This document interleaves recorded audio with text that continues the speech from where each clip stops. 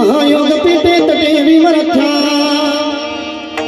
थोडं करत वरम पुंडरीकाय मुनींद्रैः समागत तिष्ठन्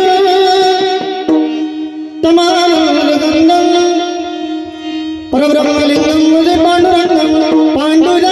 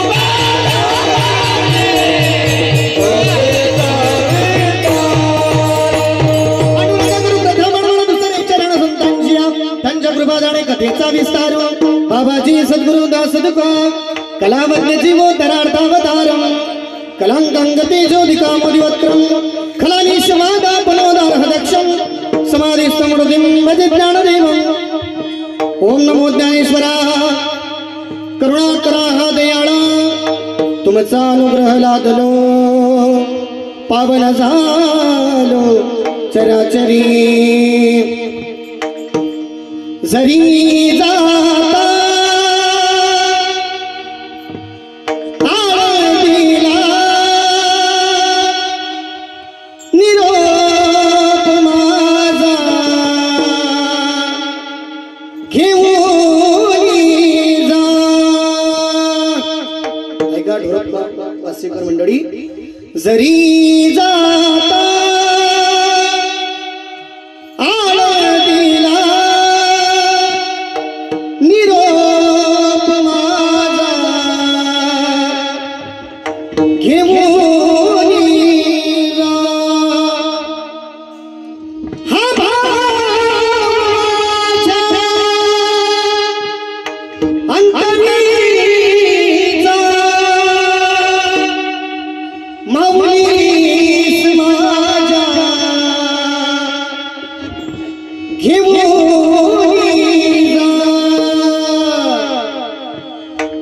मेरा अपनी कृपा से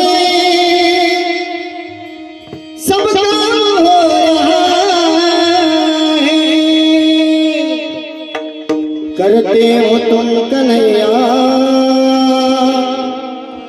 मेरा नाम हो रहा है हे सद्गुरु गजानन महाराज मेरा आपकी कृपा से सब काम हो रहा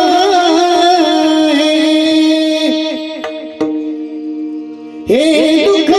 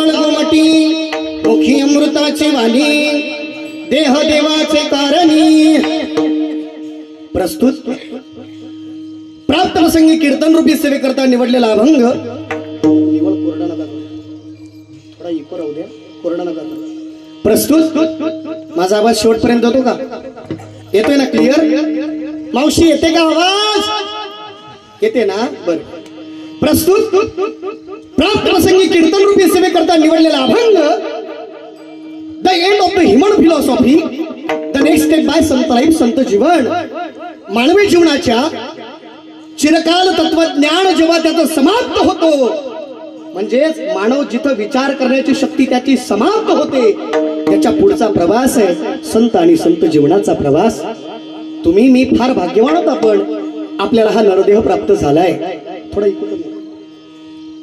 आपल्याला हा नरदेह प्राप्त झालाय बरं हा 3.5 हाताचा नरदेह प्राप्त होत असताना आपल्याला हा नरदेह अमेरिकेत मिळालाय का धोरप गावकर तुम्ही बोलत असताना सगळे तुम्ही तास दीड तास बोला माझ्यासोबत जर तुम्ही बोलले नाही तर मी जीव देत असतो हो मी 2-4 गावात असा जीव दिलेला आहे ठरवा तुम्ही हा आपल्याला हा नरदेह मिळालाय अमेरिकेत मिळालाय का थायलंड आफ्रिका नाही कुठे मिळाला भारतात मिळाला या भारताच्या भूमीचं वर्णन आमच्या संतांनी करावं भरतखंडे नरदेह प्राप्ती हे तो परमभाग्याची संपत्ती अरे याला संपत्ती म्हटलंय पैशाला संपत्ती म्हटलं नाही दादा हे 3.5 हाताचं जे मिळालं ना ही खरी संपत्ती आहे जाऊ द्या या भारतात तुमचा माझा जन्म झाला यात नवल नाही दादा या भारतात अनेक राज्य आहेत अनेक राज्य आहेत मग आपला जन्म मध्य प्रदेश मध्ये झालाय आपला जन्म कुठे झाला महाराष्ट्रात झाला या महाराष्ट्राच्या भूमीचं वर्णन आमच्या संतांनी करावं पवित्र ते कुळ पावन तो देश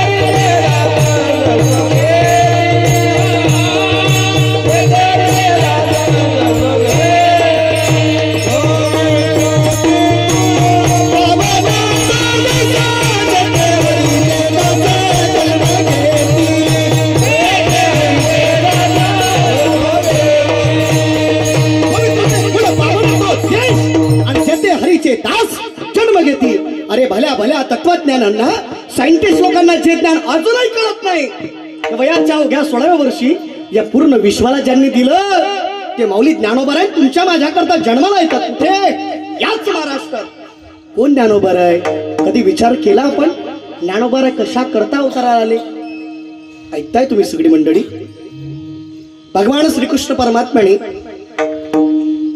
गीता नावाचं तत्व कोणाला सांगितलं अर्जुनाला हा उपदेश कितीचा जो आहे हा फक्त एकट्या अर्जुनाकरता होता अर्जुन फक्त निमित्त मात्र आहे पण या त्रिविध तापाने होरपडलेल्या जीवाला मी जो उपदेश केलाय हा उपदेश जर त्यांनी त्यांच्या संसारात त्यांच्या जीवनात जर उतरवून घेतला ना तर हे त्रिविध ताप नष्ट होऊन संसार चांगला करतील अवघाची संसार सुखाचा करीन आनंदे भरीन बाबा तांगडे बाबा कधी कधी असं वाटतं डबल MA BEd झालोय पण असं वाटतं कधी कधी की हा फेटा काढून घरी ठेवून द्यावा याचं कारण आपल्या पोराला जर कधी विचारलं नाही यांना आपला धर्मग्रंथ कोणता आहे तर आपली पोरी सांगू शकत नाही पण परप्रांतीयांच्या मुलांना विचारा 6 वर्षाच्या पोराला विचारा अरे धर्मग्रंथ कोणता आहे तुमचा सांगेल बायबल सांगेल कुराण आमच्या पोराला विचारलं की सांगते ज्ञानेश्वरी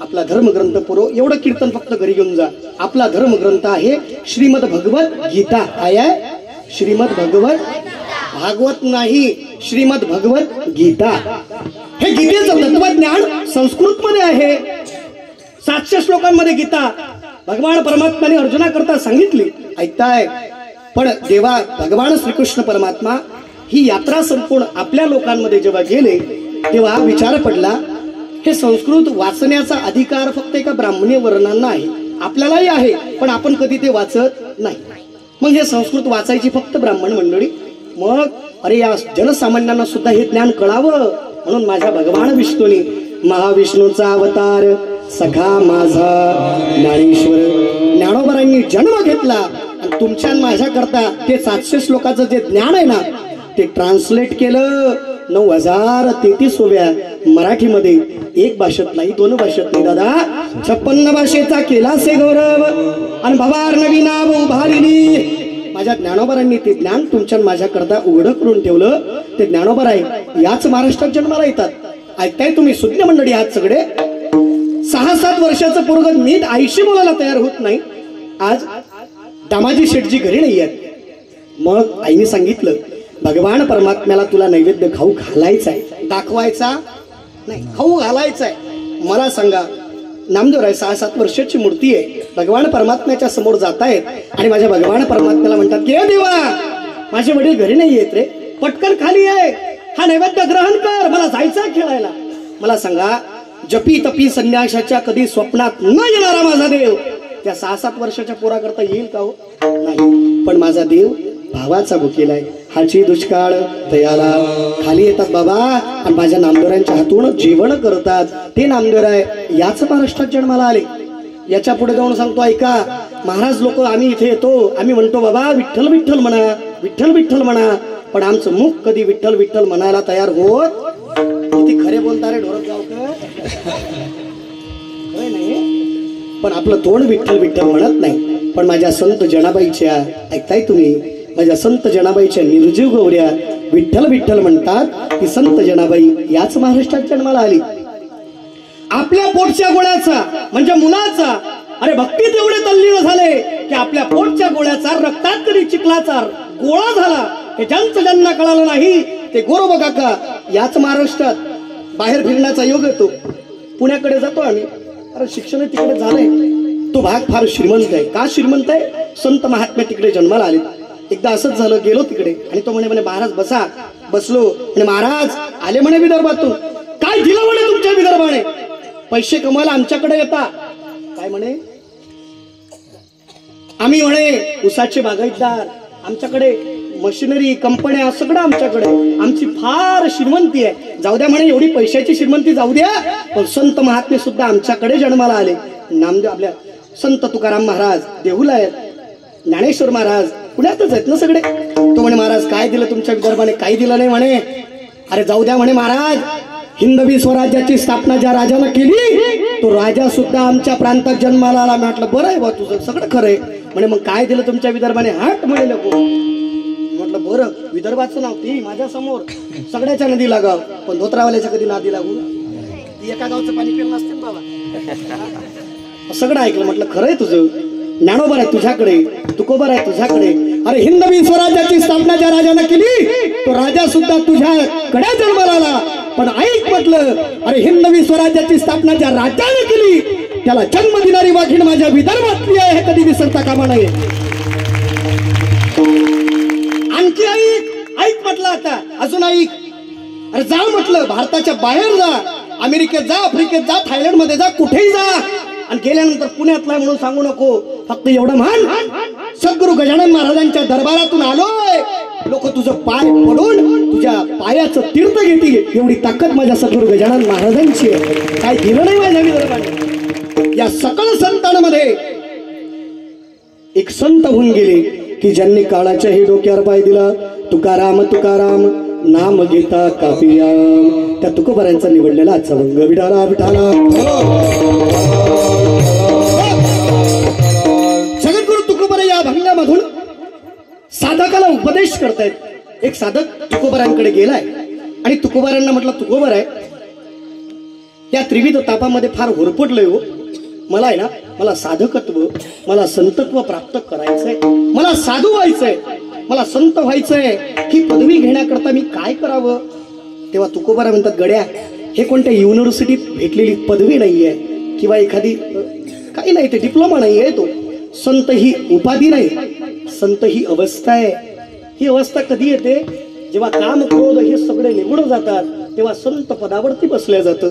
मग काय करू तुकोबार आहे? तुकोबार म्हटले गड्या, एक साधना नाही, तुला 5 साधना कराव्या लागतील. जरा लक्ष देऊन ऐका, कळेल तुम्हाला. पहिली साधना, शुद्ध बीजारोपण करावं लागेल. शुद्ध बीज जर तू लावलं, कोणतं बीज लावलं? निष्ठेचं बीज तुला लावावं लागेल, भक्तीचं बीज लावावं लागेल. परमार्थारूपी बीज जर तू चांगलं पेरलं तर त्याला फळ कशी येतील? गोमटी येतील ना, म्हणून शुद्ध बीजा पोटी फळे रसाळ गोमटी. दुसरी साधना मुखी अमृताची वाणी. बोलताना कसं बोलावं? गोड मधुर बोलावं, भगवंताचं नामस्मरण करावं. मुखी अमृताची वाणी. तिसरी साधना देह देवाचे कारणी. हा देह ज्यानं दिलाय ना त्याच्या करता वाया घालवावा, संसारा करता नाही. ही तिसरी साधना. चौथी साधना सर्वांगाने निर्मळ असावं. याचा द्वेष करावा, त्याचा देश करावा नाही. नाही, हे सगळेच माझे, ही माझी आहेत आणि मी त्यांचा आहे असं जीवन माणसाने जगावं. सर्वांग निर्मळ. आणि पाचवी साधना चित्त जैसे. अरे आता तुम्ही प्रयागराजला जाताय ना, आंघोळीला जातायत लोक आपल्याकडून भरपूर. 144-45 वर्षानंतर येणारा हा अमृत योग आहे. मग तिथे गेल्यानंतर लोक म्हणतात पाप धुतल्या जातात. मी तर असं म्हणेल बाबा, कोणत्या गंगेवर कोणत्या नदीवर जाऊन जर तुझे पाप धुतले असतील, फक्त मनाने चांगला हो रे, वरचे पाप तुझ्या अंगावरचे धुतले जातील, पण आतला मळ निघेल का हो? म्हणून त्याला गंगा सुद्धा काही करू शकणार नाही. तुझं वरचं ह्या कायिक पाप जे आहे ना हे निघून जाईल, पण मानसिक त्याचं काय ते विचार आपण करत नाही. म्हणून सर्वांग निर्मळ चित्त जैसे गंगाजळ. या गंगामध्ये जर कोणी स्नानाला गेलं, किती पापी असला, ती अशी म्हणते का हा तू पापी आहे, हो इकडे. सगळ्यांना अधिकार आहे, पण माझी गंगा कधी अपवित्र होत नाही. ही साधना जर तू आपल्या अंगीकारल्या, ह्या जर तू केल्या, तू का म्हणे जाती ताप दर्शने विश्रांती. अरे हे जे लोक आहेत नाही सगळी त्रिविध तापांनी वर पडलेली, ह्या साधना जर तू तुझ्या जीवनात अंमलात आणल्या तर तू संत पदावरती पोहोचशील. ऐक, हे सगळे लोक जेव्हा तुला बघतील ना, सद्गुरु गजानन महाराजांना बघितल्यानंतर आपल्या दुःखाचा विसर आपल्याला पडतो, तशी तुझ्यावर काय होईल? कृपा होईल. या अभंगाचा सरळ सरळ आवडतो. विठाला विठाला.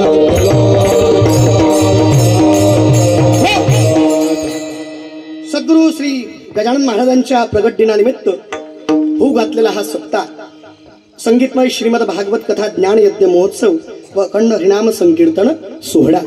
आजचा हा 5वा दिवस माझ्यासारख्या सामान्य पामराच्या वाटेला आलाय, ज्यांच्यामुळे इथे येण्याचा योग आहे. खरं सांगू तुम्हाला, तुमच्या गावाला लाभलेलं एक फारच वैभव आहे. मी तर असं म्हणेल, महाराष्ट्रात आम्ही किती कीर्तन केले याला महत्व नाही. अरे महाराष्ट्रात कितीही ठिकाणी मला जर चांगलं म्हटलं, काय कीर्तन करता महाराज तुम्ही, फार सुंदर करता कीर्तन, मला त्याचं चांगलं वाटत नाही. याचं कारण चांगलं वाटतं तेवढ्यापुरतं, पण जेव्हा तुम्हाला गाव स्वीकारतं ना, तेव्हा जो आनंद मनाला होतो ना, तो या जगात कुणाला न सांगण्यासारखा आहे. म्हणून धोरपगाववासियो, खरंच तुम्ही प्रशांत महाराजांवरती खरंच प्रेम करता. अरे महाराष्ट्रात फिरणारा व्यक्ती आहे, माझे ज्येष्ठ गुरुबंधू आहेत, त्यांच्याकडून फार काही शिकण्यासारखं आहे मला. आज त्यांना या गावाने स्वीकारले, अरे झालं त्यांच्या जीवनाचं सार्थक, त्यांच्या आई वडिलाचं सार्थक सुद्धा झालं. गाव लवकर स्वीकारत नाही बाबा, केवढा मोठा साधू असू द्या, लोक म्हणतात गावातला आहे. पण महाराज, गावातलं दूध, गावातलं दही, हे बाहेर गावची लोक किती चाकून खातात बरं. काय हा हा काय गोड आहे वाणी, काय गोड वाणी. आज तुम्ही 5 दिवस झाले इतकी फार सुंदर कथा माझे मोठे दादा प्रशांत दादा करतायत. खरं सांगू, मी कोणाच्या कथेवर जात नाही. तुम्ही म्हणसाल मग याच्या कथेवर कोण आला आहे ना, बरोबर आहे ना. ते माझे मोठे बंधू आहेत. मला जेव्हा जेव्हा अडचण आली त्या त्या वेळेला त्यांनी मला हात देऊन ओ दिलाय की बाबा हे कर ते कर. मी महाराज कधीही कुणालाही माझ्या वाणीनं कधी दुखवत नाही. मी बघितलं महाराज करून सगळं, काही खरं नाही. जीवन कधी संपेल सांगता येत नाही. माझा सुद्धा एक दिवस इथून सगळा समाप्त कार्यक्रम होणार आहे, मी जाणार आहे. पण जात असताना माणसाने असं मरावं, तुका म्हणे एका मरडीची सरी आणि उत्तम चिवरे. महाराज काय गोड वाणी आहे. मी 5 दिवस झाले त्यांच्या कथेवरती येतोय. तारांबर माझी सुद्धा उडते, रात्रीचे कार्यक्रम आहेत. सकाळी इकडं पकडायचं, गाडी घरी न्यायची, परत तिकडे दुसरी गाडी पकडायची, दुसऱ्या गावात कीर्तन करायचं. आज तर माझी मानसिकता अजिबात कीर्तन करण्याची नव्हती. याचं कारण सकाळी इकडं, संध्याकाळी तिकडं. आता तुम्ही ऐकताय ना मला किती जोरजोराने बोलतो मी. माझं म्हणणं आहे ते प्रस्तुत प्रात्यक्षिक. अरे जाऊ द्या, एकदा हा काय होईल हो हो आवाज बंद होईल. पण समाजाच्या उद्धाराकरता तुम्ही जर झटत असाल तर देव तुमच्या पाठीमागे उभा राहतो. आज माझ्यावर तशी प्रसंग आला होता, कॅपॅसिटीच नव्हती, पण जेव्हा हे चेहरे पाहिले की नाही मग एकदा खूप आनंद झाला. आता बघा, इथे सगळीच माझी प्रेमाची मंडळी आहे. 4 दिवस झाले आलोय. त्यांना वेळ देऊ शकत नाही, आजच थांबलोय फक्त इथे. पण प्रेमाची सगळीच आहेत. मी कोणाचा नाम उल्लेख करणार नाही. एकाचा नाम उल्लेख केला सगळे म्हणतील माझं घेतलं नाही. पण प्रेमाची 2-4 चेहरे दिसतात. म्हणजे संतोष भाऊ आहेत, विष्णू भाऊ आहेत, भरपूर लोक आहेत. आता सगळ्यांचं नाम उल्लेख करत नाही, जाऊ द्या. आपल्या या सप्ताहाची सगळी ट्रस्ट मंडळी आला आणि सप्ताहाचा सगळा अट्टहास करणारी तुम्ही सगळी श्रोतृवर्ग या सप्ताहाकरता अट्टहास करताय. आजची 5व्या दिवसाची सेवा माझ्यासारख्याकडे आली म्हणून तुमच्या चरणावरती 2 हात 3 मस्तक आहे. एका इथे येण्यापर्यंत मला फोन येतात, बाबा या बरं, खूप सुंदर आवाज आहे तुमचा. किती प्रेम आहे या लोकांचं. मेडिकल दवाखाना एवढंच नाही महाराज, इथं बसलो तरी इथे येऊन चहा आल्या वाटते नाही मला चहा घ्या पडलं, इतकं प्रेम. पण एखाद्या भागात मी जाऊन पटपट सांगू का तुम्हाला 5 मिनिटात? चांगलं चालतं ना. आज घरचं कीर्तन आहे, मी काही पाकिट जास्त घेणार नाही आणि तुम्ही मला काही कमी देणार देता तुम्ही मला 5-7 हजार रुपये की नाही. चला जाऊ, केला इशारा जाता जाता. विष्णूभाऊ हा तर ऐका, आपल्या भागात जे प्रेम आहे ना ते कोणत्या भागात नाही असं मी म्हणत नाही. पण काही काही अशी गावं आहेत की ज्या गावात परमार्थ कधी मुरलेला नसतो ना, त्या गावात आपल्याला किंमतच देत नाही. एकदा असंच झालं माझ्यासोबत. एवढी घटना सांगतो आणि कीर्तन रूपी सेवेला सुरुवात करतो. ऐका, एकदा काय झालं, तो म्हणे महाराज फोन आला मला, म्हणे महाराज हॅलो, या प्रांतातून बोलतोय आणि तुमची सेवा घ्यायची आहे. तुमचं इंस्टाग्रामला पेज पाहिलं, यूट्यूबला पाहिलं, थोडंफार तुम्ही चांगलं गायन करताय, कीर्तन करताय, तर मला असं वाटतं तुम्ही आम्हाला सेवा द्या. सगळं ठरलं बाबा. किती प्रेमानं बोलला. म्हणे महाराज काय आवाज आहे, सुंदर बोलताय आणि तुमची तारीख आम्हाला हवी. मी दिली बाबा. सगळं ठरलं, समजून घ्या तुम्ही. आता सगळं ठरलं. आता निघालो बाबा. तो मला येताना मग निघायच्या वेळेस गाडी माझ्यासोबत एक माझा ड्रायव्हर असतोच. तो म्हणे महाराज चला, मग बसलो गाडीमध्ये. परत फोन आला, म्हणे महाराज सावकाश या, गाडी ड्रायव्हरला हळू चालवायला लावा, रस्त्याचे कामं सुरू आहेत, येताना व्यवस्थित या. जेवणामध्ये काय घेणार बाबा विचारतात ना लोक, काय करायचं बाबा जेवणात. आज मलाही विचारलं काय करतात. मी म्हटलं मी आता सध्या काहीच करत नाही, 11 वाजता सगळा बजेट लावतो मी. मग त्याने विचारलं, म्हटलं काही नाही, तुला वाटत असेल तर भाकर कर, काय तुला काय करायचं असेल ते कर. नाही म्हणे महाराज ड्रायव्हरकडे फोन द्या. म्हटलं लय प्रेमळ गाव आहे बॉय, दिला त्याच्याकडे फोन. मग तो बोलला माझा पवन दादा. म्हणे बोला ना दादा. काही नाही म्हणे, महाराजांना सावकाश घेऊन या, व्यवस्थित घेऊन या, त्यांच्या नावावर लोक येणार आहेत, भरपूर मंडप भरलाय म्हणे, लवकर लवकर या. म्हटलं बरं. सगळा फोन ठेवला, निघालो रस्त्यानं. आता त्या गावच्या बरोबर वेशीवरती पोहोचणार. 20-30 किलोमीटर गाव राहिलं आणि माझ्या गाडीचा टायर झाला एकच होते, पंक्चर झाला. पंक्चर झाल्यानंतर मग आता इतक्या प्रेमानं बोलल्यानंतर आपल्याला वाटतं ना बोलून घ्यावं. म्हटलं दादा, म्हणे बोला महाराज काय म्हणताय, कुठपर्यंत आलात? मी म्हटलं बाबा आलोय 30 किलोमीटर पर्यंत, पण माझ्या गाडीचा टायर झालाय पंक्चर, त्याच्यामुळे माझं येणं शक्य होत नाही. आता वाजलेत 8, तुमची 8:30ची सेवा आहे, मी त्या सेवेपर्यंत पोहोचू शकत नाही. तुम्ही एखादा कीर्तनकार जर अवेलेबल असेल तर कीर्तन करून घ्या. माझं काही चुकलंय का? त्यानं तेवढं ऐकलं. किती प्रेमळ बोलत होता. आता त्याचे शब्द बदलले. पण महाराज फुकट येऊन राहिला काय? म्हटलं नाही, फुकट तर येत नाहीये. म्हणे चाल मग, चाल बस म्हणे गाडीत. म्हटलं गाडी पंक्चर झाली. म्हणे काले हात दे पण तूचे बोलला पहिले, पण मग म्हणे काले हात दे तूचे. म्हटलं देऊ काले हात? म्हणे तरकाले हात दे पण तूचे. काढला बाबा फेटा, गाठला बाबा फेटा, गाडीच्या बाहेर उतरलो. पवनला म्हटलं गड्या तू गाडी तेवढी दुरुस्त कर आणि ये तिकडं. आता समृद्धी महामार्गावरती उभा राहिलो. आता मला सांगा, मी फेटा घालून उभा आहे, ट्रक चालवणारे कोण आहे? शिक लोक. त्याला वाटलं हे पंजाब मधून बोललं, हे आपलंच आहे वाटते. त्याने ट्रक थांबवला. ट्रक थांबवला. तो म्हणे महाराज अरे किथे जा रे? मी म्हटलं इथेच जा रे. 50 किलोमीटर सोडून दे एवढं. त्यानं घेतलं बाबा मला सोबत. आता मला गाडी आणि माणूस तर चांगला न्यायला पाठवा ना. बरोबर बाबा, गाडी आणि माणूस. त्यानं गाडी पाठवली बाबा 1975च्या काळची राजदूत. ते तुमच्या ढोरपगावात सुरू केली. तिचा आवाज डायरेक्ट पिंपळगाव राजा. तिले लाईट नाही, तिले लाईट नाही. आणि ज्याने पाठवलं त्याला हेड नाही. बोलणाऱ्याचे 2 प्रकार. एक बोबडा. कोण बोबडा? मला मत्त कीर्तन करता तुम्ही, माया घ्यायला चहा घ्यायला चाला. काय बोबडा? तोताना कोणाला म्हणतात? ज्याचा एक शब्द तुमच्या ढोरप गावात, दुसरा डायरेक्ट खामगाव. तो आला मला घ्यायला. आता आला घ्यायला, आला घ्यायला. म्हणे महाराज ते महाराज तू मी म्हणलं महाराज ते तुम्हीच हा का? म्हटलं का पोत्रात दिसून राहिलो का? अरे धोतर आहे, शर्ट आहे, फेटा आहे, सगळंच आहे म्हटलं. म्हणे बरं. म्हणे महाराज तुम्हीच हा ना? म्हटलं हो गड्या. मग मला तुम्हाला म्हणे महाराज मला तुम्हाला महाराज म्हणे मला तुम्हाला घ्यायला पाठवलं. म्हटलं अख्ख्या गावात एकटाच होता का रे तू? म्हणे हो महाराज मी एकटाच म्हणे महाराज मी एकटाच होतो. आता मी बसायला बसलो गाडीवर. म्हणे महाराज बसू नका. लय लवकर बोलला तो. म्हणे महाराज बसू नका. म्हटलं काऊन? म्हणे महाराज मला डबल शीट येत नाही. काय म्हणे तो? मला डबल शीट येत नाही. म्हटलं धन्य आहे बाप्पा. घेतला मोबाईल, लावली टॉर्च, मी घेतली गाडी, ते चालू केली. हा बसला मागे. मग यानं मुक्त्यान बसला ना, त्यानं माझे पक्के खांदे पकडले. तेवढ्यात मग मी निघालो. मग त्यानं आता बाबा ज्याला गायचं कळत नाही त्याला गायचा लय उल्हास. हां ज्याला गायन जमत नाही त्याला गायचा उल्हास, ज्याला बोलणं जमत नाही त्याला बोलायचा उल्हास. ते चालू झालं. म्हणे महाराज मग तुमचं लग्न झालं काय? तो काय म्हणे महाराज तुमचं लग्न झालं काय? मी शांतच बसलो बाबा. त्याच्यानंतर त्याला तो परत बोलायला लागला. म्हणे महाराज मग तुमच्या घरी महाराज एकदा म्हटलं बोलून घेणार तर मरे एकदा.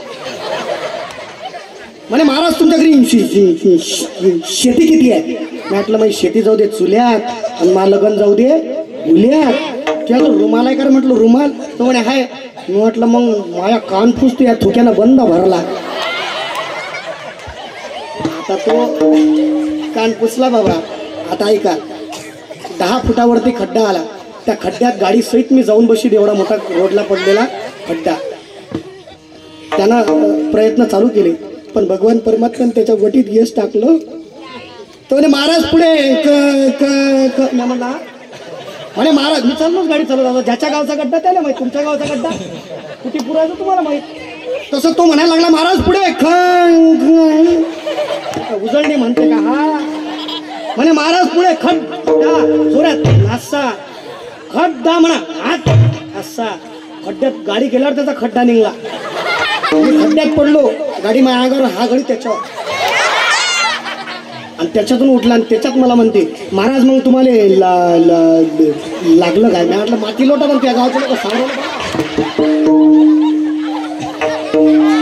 आता विनोद सोडा महाराज. ऐका बस मरसान रे. आता ऐका विनोद सोडा. यातली मार्मिकता तुम्हाला सांगतो. अरे ज्या गावात परमार्थ मुरलेला असतो ना जरा, त्या गावातली महाराज लोकांवरती प्रेम करणारी मंडळी फक्त येईपर्यंत फोन लावत नाहीत. अरे वर्षभर त्या महाराजाला काही कमी पडतोय का? महाराज घरी पोहोचलात का व्यवस्थित? हे फोन लावून जे विचारतात ना, इति नाम वारकरी संप्रदायाचं गाव. आणि ते गाव म्हणजे तुमचं डोरत गाव.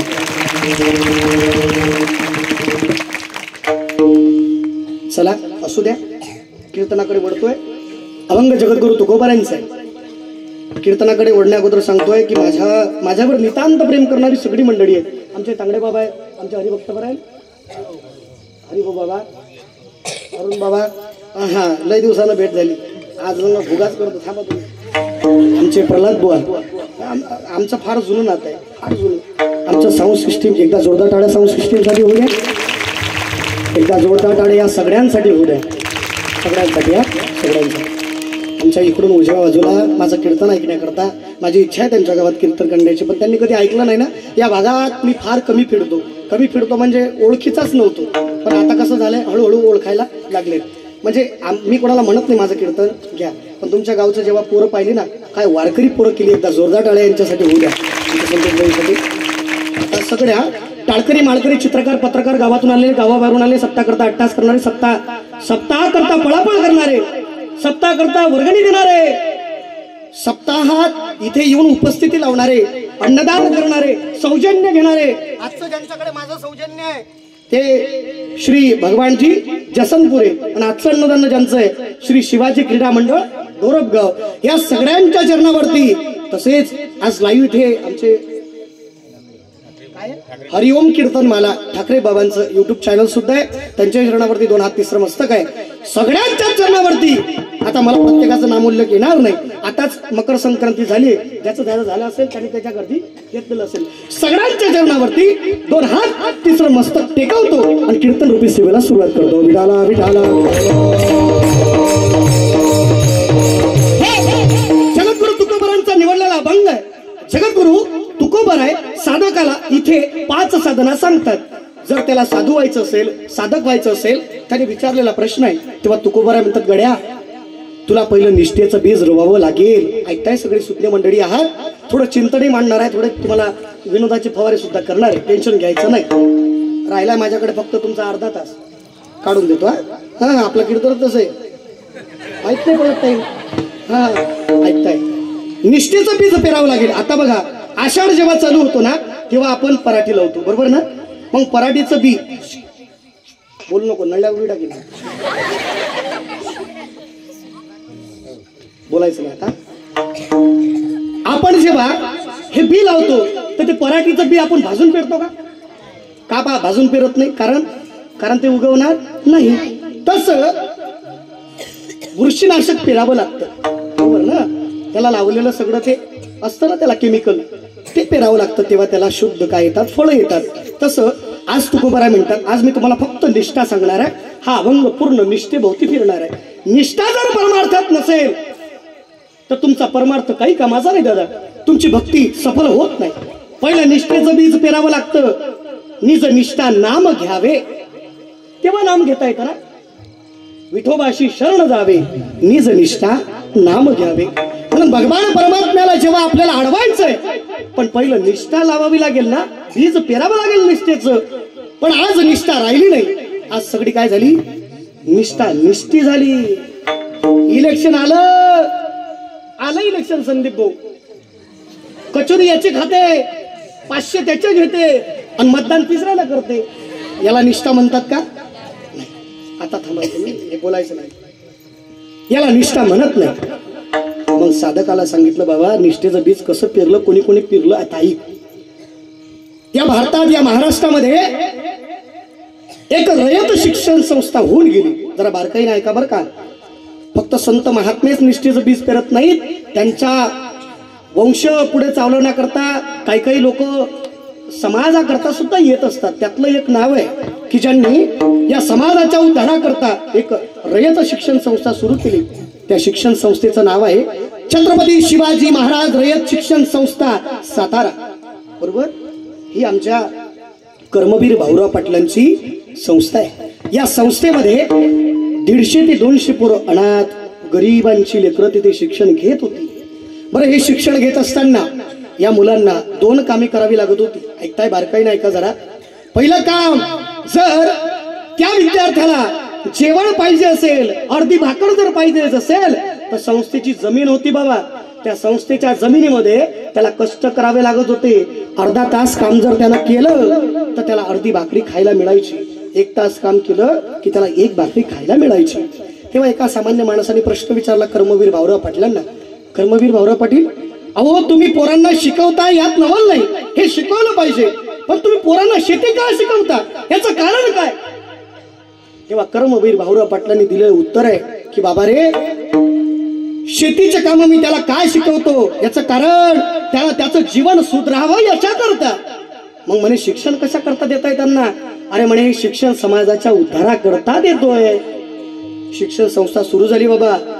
फार काळ उलटला आणि एक काळ असा आला, भयानक दुष्काळ पडला. एवढा दुष्काळ पडला की त्या संस्थेतला सगळा अन्नाचा साठा समाप्त झाला. पण आज आपले जशी गावं आहे पंचक्रोशीतली, तशा गावामध्ये 60-70 वयाचा आमच्या 70-75ला गाठलेले आमचे कर्मवीर भाऊराव पाटील त्या गावागावामध्ये फिरतायत आणि म्हणतायत की बाबा आमच्याकडे मुलं राहत आहेत हो, त्या विद्यार्थ्यांच्या खाण्याचा खर्च तुम्हाला करावा लागेल. पैसे मला नकोय, पण तुमच्या घरात असलेलं एक मूठ धान्य, याला मुष्टिका नावाची योजना म्हणतात. त्या काळात राबवलेली मुष्टिका नावाची योजना आमच्या कर्मवीर भाऊराव पाटलांनी राबवली. सगळ्यांना सांगितलं की बाबा मूठ धान्य तुमच्या घरचं फक्त द्यायचंय. प्रत्येक गावात जमा झालं धान्य, संस्थेवर आलं, संस्था सुरू व्हायला लागली, पोरं जेवायला लागले, शिकायला लागले. पण एक काळ एवढा खराब आला, मग त्याच्यानंतरचा दुष्काळ की जी लोक मोठमोठ धान्य देत होती ना त्या लोकांकडे आता शिल्लक त्यांच्याकडेच खाण्याला राहिलं नाही. मग ती लोकच कर्मवीर भाऊराव पाटलांकडे आली आणि म्हणाली, भाऊराव दादा आम्ही आता अन्न देऊ शकत नाही कारण आमचेच खाण्याचे वांदे आहेत, तुम्ही काहीतरी सोय करा. तेव्हा आनंदित चेहरा करून माझ्या कर्मवीर भाऊराव पाटलांनी म्हटलं, या पोरांच्या उद्धाराकरता तुम्ही मोठमोठ धान्य आजपर्यंत दिलं, तुमचे उपकार जीवनात कधी न फेडण्यासारखे. पण विचार पडला आता दुष्काळ पडलाय, पोरांना काय खाऊ घालायचं पोरांना. प्रश्न पडला, लांब केस, तेजस्वी चेहरा, लांब दाढी, बसून विचार करतायत. शेवटी त्या काळातलं एक वृत्तपत्र होतं केशरी नावाचं. त्या केशरीमध्ये त्यांनी एक ऍड दिली की बाबा शिवाजी महाराज रयत शिक्षण संस्था म्हणून साताऱ्यामध्ये एक काम करणारी संस्था आहे. या संस्थेमध्ये विद्यार्थी विद्यार्जन करतायत पण त्यांच्या खाण्याचे आज वांदे आहेत. जर एखादा कोणी भाविक भक्त, एखादा उद्योजक, कोणी दाता जर यांच्या पोटाची खडगी भरवत असेल तर त्यांनी कृपया मला संपर्क करावा. ती ऍड पाहिली बाबा एका उद्योजकाने, श्रीमंत माणसाने. गेला संस्थेत, ऐकताय तुम्ही, मी तुम्हाला निष्ठा सांगतोय. गेला संस्थेमध्ये आणि महाराजांपुढे बसला. कर्मवीर भाऊराव पुढे बसलेत. आनंद झाला. बोला कुठले तुम्ही? मी इथला आलोय, मी उद्योजक आहे, माझ्याकडे भरपूर पैसा आहे, तुमची ऍड पाहिली मी. बरं बोला ना. काही नाही म्हणाय, तुमच्या संस्थेला मला दान द्यायचंय. किती आनंद झाला कर्मवीर भाऊराव पाटलांना की माझ्या देवानं आज एक उद्योजक या पोरांच्या पोटाचा प्रश्न मिटवण्याकरता पाठवला. आनंद झाला. चहा वगैरे झाला आणि झाल्यानंतर मग तो म्हणे, महाराज चेक काढला त्याने.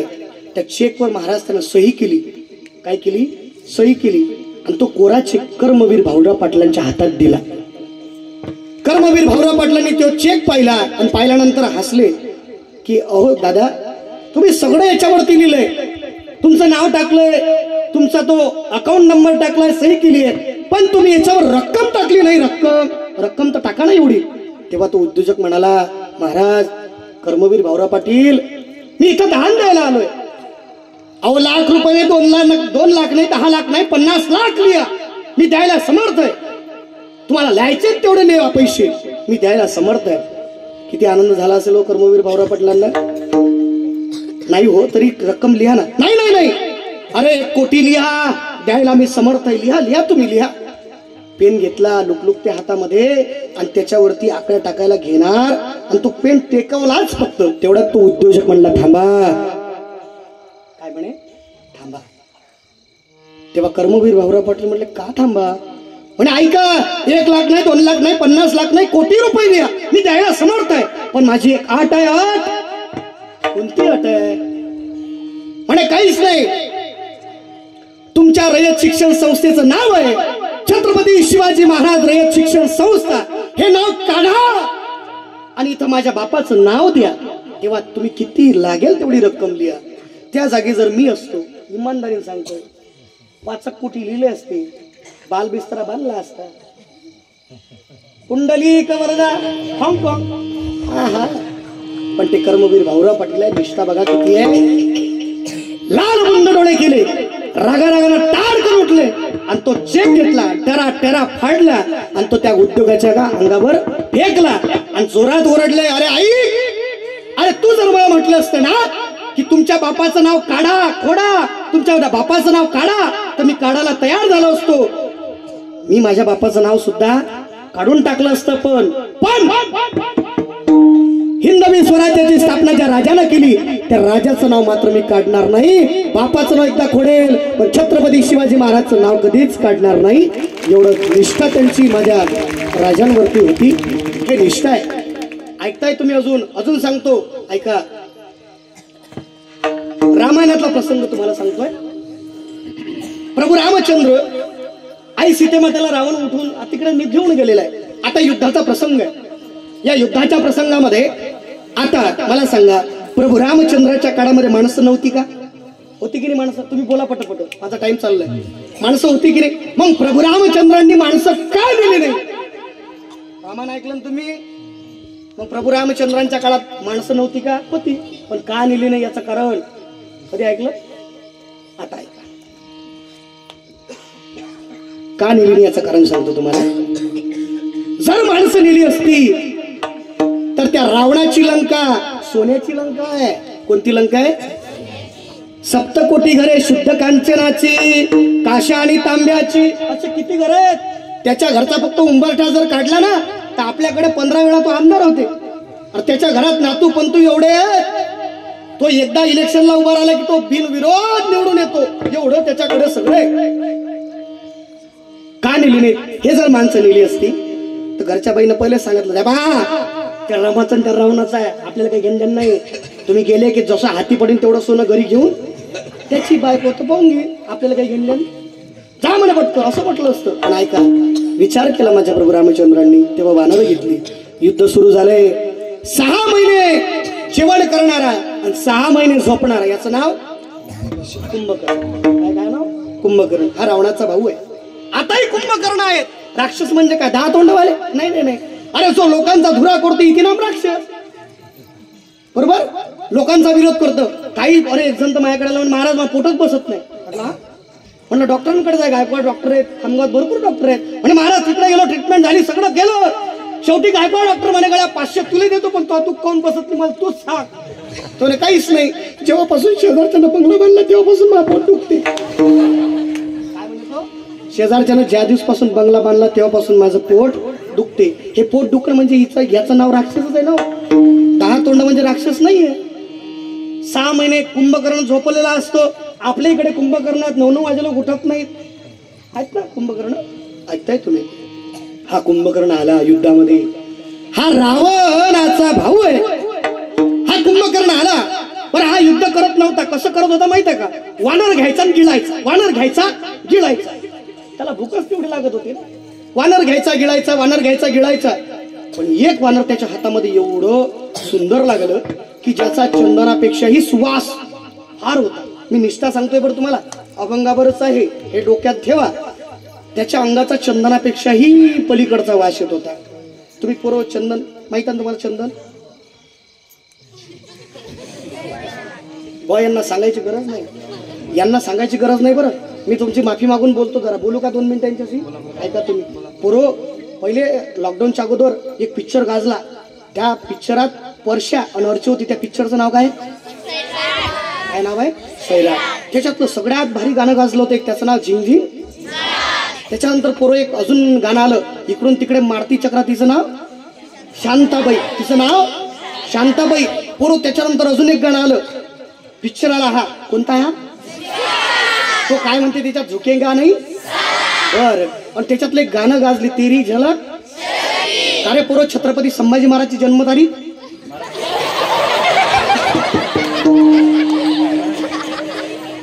हे संस्कार, हे त्यांची चुकी नाहीये. हे त्यांची चूक नाहीये. कधी त्यांना आपण इकडे आणलंच नाही. कधी धर्म सांगितलं नाही, ग्रंथ सांगितले नाही, देव सांगितले नाहीत. मग हे काय करणार आहेत?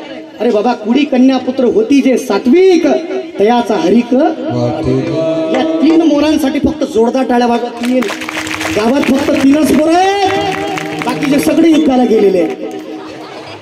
काय गोजीरवाण्यात महाराज, त्यांना अजून कळत नाही हो नेमकं त्यांच्याबद्दल मी काय बोलतोय. पण ऐका, हे 3 मुलं या ढोरगावातलीच असतील ना? धन्य त्यांचे मायबाप. ऐका, मी म्हणतो आपल्या सप्ताहाचं सार्थक तेव्हा होईल जेव्हा हा पूर्ण मंडप तिथपर्यंत भरेल. माझ्या गावात 120 मुलं उभं करतो मी. आहेत तुमच्या गावात सुद्धा, परमार्थ मोडलेला तुमच्या गावचा. हे 3 पोरं आणि इकडे आमचा हा वारकरी दादा, हे जीवनामध्ये इंजिनियर होतील, डॉक्टर होतील का मला माहित नाही, डॉक्टर होतील का माहित नाही, वकील होतील की माहित नाही, शाळा शिकतील की माहित नाही. पण ज्ञानोबा तुकोबारांच्या धर्ममंडपामध्ये येऊन जो विद्यार्थी, जो मुलगा टाळ घेऊन आज उभा आहे, तो कधीच आपल्या मायबापाला लाथ मारून घराच्या बाहेर काढणार नाही. एवढी ताकद माझ्या संप्रदायात आहे. ताकद माझ्या संप्रदायात आहे. आता आपण कुठं होतो? पुष्पाजवळ. चंदन. या चंदनापेक्षाही सुवासित जे वानर होतं त्याचं नाव आहे गंधामंद. बरोबर? गंधामंद नावाचं वानर त्याच्या हातात लागलं, त्याला गिळणार, एवढा सुगंध आला. अरे आपल्याला सुद्धा सेंटचा वास आला की आपण त्याला घेतो राजा. त्याला म्हणतो की केवढ्याचं किती घे, पैसे घे, पण ते दे.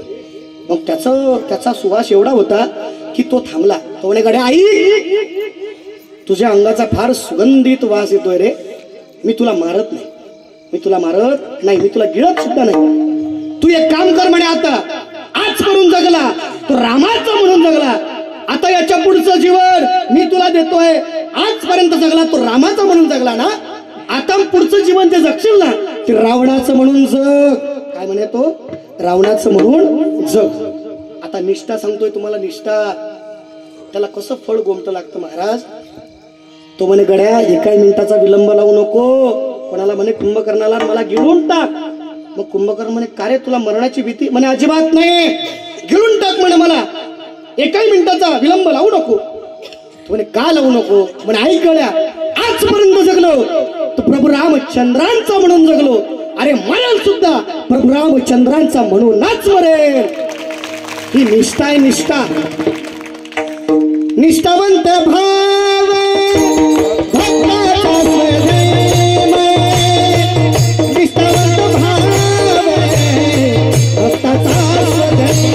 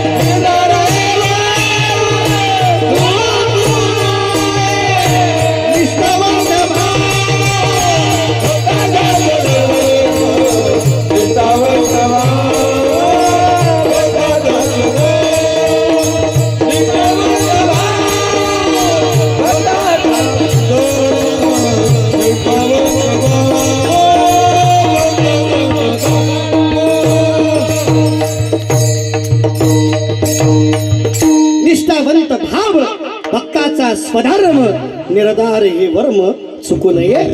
अरे हे जीवन ज्यानं दिलं ना, 3.5 हाताचा नरदेह कशा करता दिला होता हो?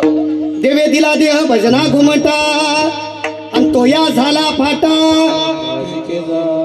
आपण कुठे वाया घातला सगळं? संसारात. संसार म्हणजे काय हो? वर्णन फार सुंदर आहे. पुनरपि जननम पुनरपि मरणम पुनरपि जननी जठरे शयनम य संसारे खरदुस्तारे कृपया पारे पाहि मुरारे.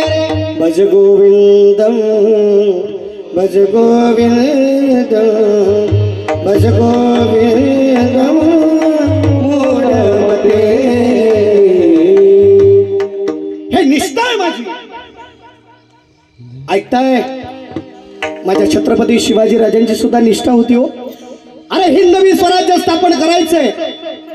आई जिजाऊला वाटलं किती एवढांचा हा नंगा नाच चाललाय, सगळीकडे हिरवं हिरवं दिसतंय, कधी हा भगवा उभारेल स्वप्न होतं जिजाऊंचं. तेव्हा बघा तुळजाई माझ्याच्या समोर गेली आणि तुळजा मातेला म्हणाली, आई पुत्र द्यावा ऐसा गुंडा ज्याचा तीही लोकी झेंडा. तो दिवस उजाडला महाराज, तो दिवस उजाडला. ऐकताय? आया वयांची अब्रू रस्त्यावरती ओढली जाते. अरे सगळ्यांना मारलं जातंय. त्या काळात एक सूर्य जन्माला येतो. हिंदवी स्वराज्याची स्थापना ज्या राजाने केली तो राजा येतोय. पण आई साहेब सांगते, बाबा अरे तुला इथे स्त्रिया नाचवायच्या नाही, तर तुला स्त्रिया वाचवायच्या. मग निष्ठा ठेवली महाराज परमार्थावरती. तुकोबारांचं बोट धरलं, तुकोबारांनी सन्मार्गावरती लावलं. ऐकताय तुम्ही सगळे? माझ्या छत्रपतींचं किती मोठं गुणगान करणारी लोक होती. फक्त आपलीच लोक गुणगान करत होती एवढंच नवल नाही. अरे विरोधक असून सुद्धा नवल करत होते. सांगू एक प्रसंग ऐका. निष्ठा किती महत्वाची आहे. अरे परस्त्रीला आपल्या आई बहिणी समान मानणारा माझा राजा. यवन होते ते सगळे, पण तरी सुद्धा राजांचं वर्णन करत होता तो. एकदा काय झालं माहितीये का? एकदा काय झालं, शाहिस्ते खानाची 3 बोटं कपड्यात आली. शाहिस्ते खानाची 3 बोटं कपड्यात आली. शाहिस्ते खान महालात बसलाय. तेवढ्यात त्याची बहीण धावत आली आणि म्हणाली, भाईजान गजब हो गया, भाईजान गजब हो गया. वो दख्खन का चुहा, वो मराठा, वो काफर मेरी बेटी को उठाकर ले गया. कोण म्हणते? शाहिस्ते खानाची बहीण शाहिस्ते खानाला म्हणते की भाईजान गजब हो गया, वो दख्खन का चुहा, वो मराठा, वो काफर मेरी बेटी को उठाकर ले गया. आता ऐका, अरे विरोधक असून सुद्धा माझ्या राजाचं वर्णन करत होता. काय म्हणे माहितीये का? रक्तानं त्याचा माखलेला हात आहे तरी तो त्याच्या बहिणीला म्हणते पागल बन गई बहना, तू पागल बन गई बहना, तेरी अकल शायद गुम पड़ गई बहना. अरे शिवा ने कभी किसी का चौरंग किया होगा, अरे शिवा ने कभी किसी को हत्ती के पैर के नीचे दिया होगा, शिवा ने कभी किसी की गर्दन काटी होगी, लेकिन शिवा औरत पर हाथ नहीं डालता क्योंकि वो मराठों की औलाद है. हे निष्ठा आहे महाराज. ऐकताय? काही लोक म्हणतील महाराज हे निष्ठेवरच बोलता का सगळं, आणखी काहीतरी सांगा ना. ऐकताय? काय प्रेम आहे तुमच्या गावातलं महाराज. इतकं प्रेम आपल्या भागात खरंच प्रेम आहे. पुण्याकडे गेलं ना बाबा तर लोक तुम्हाला बसल्या बसल्या लगेच पाणी आणत नाही. आपल्या भागात कशी प्रथा आहे पाणी आणायची, पण तिकडे गेल्यानंतर महाराज ते आपण त्यांच्या घरी गेलो की ते तसं नाही. ते विण्याची खोली घालून ती बाई पहिलेच येते, मोकळे केस सोडलेले, ती विण्याची खोल ज्याला कळाली त्याला बरं. आता काल आहेच आता 2-3 दिवसानं ते बसलं की म्हणतात बसा महाराज. आपण बसायचं. मग ते म्हणते महाराज पाणी घ्याल का? म्हटलं पाणी घ्याल का हे विचारतात का आपल्याकडे. एखादा पाहुणा आला तर बरं बाबा ठीक आहे. म्हटलं आणा बाबा लय लांबून आलोय हो 400 किलोमीटर तुमच्याकडं. बरं म्हणे महाराज आणते. हा गेली आतमध्ये आणि हळूच पाणी आणणार 15 मिनिटं ना. तिकडं अशी प्रथा. आपल्याकडे पटकन चहा करतो आपण, कॉफी करतो. तिकडे तसं नाही. आणि महाराज मग चहा घेणार की कॉफी की कोल्ड्रिंक घेणार? म्हटलं आता काय म्हणावं. म्हटलं बा चहा द्या, चहा घ्या. म्हणे मग चहा का घेता, दूध का घेत नाही? म्हटलं बाबा मी दूध घेत नाही याचं कारण माझ्यासोबत म्हटलं घडलेली घटना आहे. म्हणे कोणती घटना? म्हटलं काहीच नाही. एकदा असंच कीर्तन झालं. एक मावशी म्हणे महाराज काय कीर्तन करता हो तुम्ही सुंदर, चला माझ्या घरी दूध घ्यायला. बाबा मी गेलो बा तिच्या घरी दूध घ्यायला मावशीच्या त्या, आणि तिनं मला चुलीजवळच बसवला. आपल्याकडे आहे ना तसा परमार्थ मुरलेला. मग तिथंच बसलो. 80 वर्षाची म्हातारी आजी बसली. मग तिथं ते मोठं गंज ठेवलेला, त्याच्यात पातेल्यात दूध उकडायला लागलं होतं तिचं. आणि कीर्तन झालं. काय सोन्या मस्त करतं रे गजू कीर्तन. अरे तिची गोष्ट आता तिच्या नातवासारखा ना मी बोलायला लागली. मस्त कीर्तन करतो. हा छान दूध घ्या आता. बरं मला सांगा जेव्हा तुमचं घरचं दूध तुम्ही उकडायला ठेवता तेव्हा त्याच्यावर काय येते? साय. ही साय लुटण्याकरता आपण ते किराणा आणतो का डोजर आणतो? कोकल्यान आणतो का? नाही. तुम्ही काय करता? ज्याला दात आहेत त्याचं बरं आहे. त्या आजीला अजिबात दात नव्हते महाराज. तिची 32शी सगळी पडेल. तिनं केलं. तिनं काय केलं? तिची बंदी लाय त्याच्यात. अख्खी साय त्याच्यात, त्या साईत साय मिसळली बाबा. ती माझी म्हणे मग घे ना दूध. मी म्हटलं बापा त्यात तू साय पडे आता म्हणून काय. मी म्हटलं दूध पित नाही बाबा मी, पहिले पाहतो घरात दात आहेत की नाही मग म्हणतो द्या. तसं तिच्या घरी बसलो आणि मग तिथं म्हटलं तिला की बाबा ती म्हणा महाराज मग कोल्ड्रिंक घेणार की चहा घेणार की दूध घेणार? म्हटलं बाबा मी चहा घेतो. बरं चहा एवढ्यावर थांबत नाहीत ते. आपल्याकडे आपण पाण्याला विचारतो काय रे काय जेवशील मग असं विचारतो का? आपल्याकडे विचारत नाही ना, सरळ सरळ करतो. पण तिकडे तसं नाही. महाराज मग जेवणामध्ये काय घेणार? मी म्हटलं कडबा घेणार, कुटार घेणार, बुशी घेणार. काय लावलं रे बाबा. ऐकताय? चला हा अभंग जगद्गुरु तुकोबारायांचा आहे. निष्ठा मी तुम्हाला सांगितले.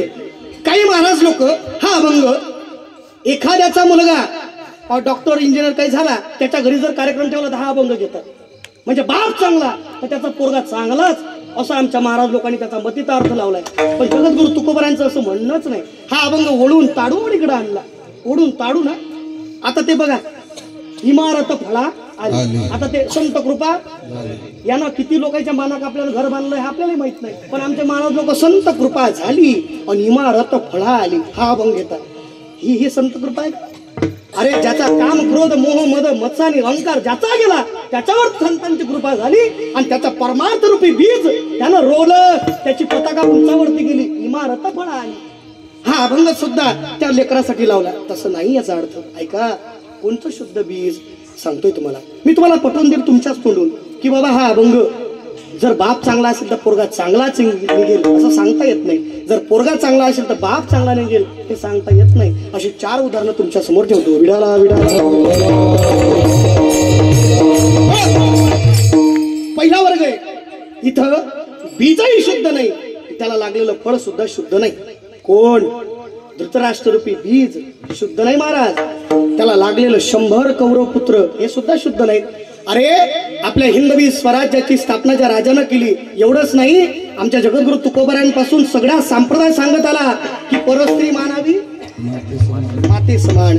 जिथं परस्त्रीला आई समान मानल्या जातं त्या त्या या भूमीत कौरव दुसऱ्याच्या स्त्रीला फरफटत भर सभेत आणतात. किती योग्य आहे काय फळ? त्याला लागलेलं फळ शुद्ध आहे. अरे हा हा हा धृतराष्ट्र जरी आंधळा असला तरी देवाची कृपा त्याच्यावरती आहे की त्याला एका जागेवरती बसून टीव्ही लावून संजय वाच सांगतोय सगळं की बाबा अरे हे कौरव सुद्धा तुझे आहेत, हे पांडव सुद्धा तुझे आहेत रे. नको युद्ध करू राजा, नको करायला लागू रे. सांग रे त्यांना, दे राज्य त्यांना. देत नाही तो म्हणते माझ्या पोरांनाच द्यावं लागेल ते राज्य. किती किती हे बीज अशुद्ध असेल बरं. आता त्या भरसभेत माझ्या द्रौपदी मातेला कसं आणलं? फरफडत आणलं. तेव्हा एवढे सगळे महंत लोक बसलेत, भीष्माचार्य बसलेत, हो सगळे बसलेत, पण सगळ्यांच्या डोळ्यावरती काय आहे हो? धुंदी लागलेली. कोणती धुंदी आहे? कोणती आहे हो? त्या राजाचं मीठ खाल्लंय ना, तशी दुर्बुद्धी झाली ना हो. तशी दुर्बुद्धी, जैसे खावे अन्न तैसे होय मन. सगळे विद्वान लोक बसलेत, पितामह भीष्म आहेत, आचार्य द्रोण आहेत, किती लोक महात्मे आहेत, पण तसेच बसलेले शब्द कोणीही बोलत नाही. पण तेव्हा द्रौपदी मातेला फरफडत आणतात. तेव्हा सगळ्यांकडे म्हणते वाचवा मला. अरे माझी इथे अब्रू चव्हाट्यावर आणली आहे हो, पण कोणी येत नाही पुढे. तेव्हा त्या भगवंताला आवाज देते, तुम बिना मोरी कोण खबर ले, गोवर्धन गिरधारी रे, गोवर्धन गिरधारी. तेव्हा माझा भगवान परमात्मा तिथे येतो. देव कोणाची उपकार कोणाची ठेवत नाही बरं. तुम्ही एवढंसं त्याला द्या, देव तुम्हाला एवढं मोठं देतो. तुम्ही 10 रुपये इथे सप्ताहाला वर्गणी द्या हो, 10 रुपये तुमची जेवढी तुमची लायकी असेल ना. आपलं बाबा एवढं मी कमावतो, 100 रुपये कमावत असाल तर 10 रुपये सद्गुरू गजानन महाराजांच्या पेटीत टाका. तुमचे पैसे तुम्ही जे 10 रुपये भगवंताच्या पेटीत टाकलेत ना, हे 10 रुपये म्हणजे तुम्ही टाकलेलं बॅलन्स आहे. हे बॅलन्स तुमच्या पुढच्या कामात येईल. ऐका, कर्म कोणाला चुकलं नाही हा.